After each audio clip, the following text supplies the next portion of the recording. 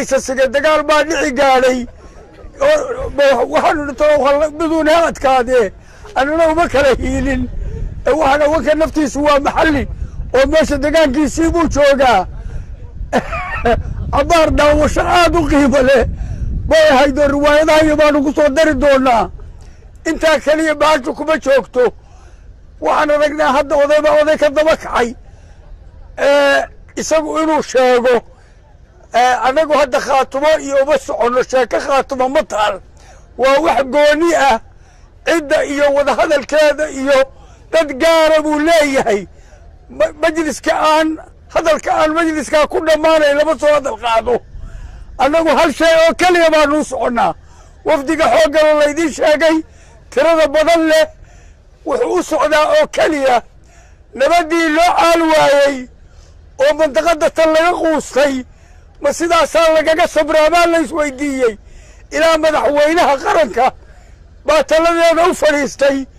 intaa ma kaga sabiraa kuwan meel bay ku socdaane mala xagga aakhira isaga dhammaanayaan wax la yidhi maya waa ummad waddanka u dhalatay xaq bay leedahay mashaakil intaa ka badan bayna soo maray aan dul qaadanno wixii kharaji naga baxay aan ilowno wixii talo iyo tabaalo inaga baxay kale aan ilowno waxa tarada laysugu geeyey inaan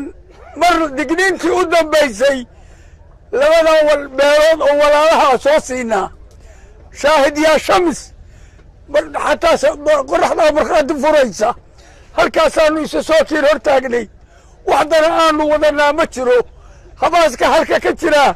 habaasyadii aan soo maray oo dhan guddidaan ku jiraa guddida abaaraha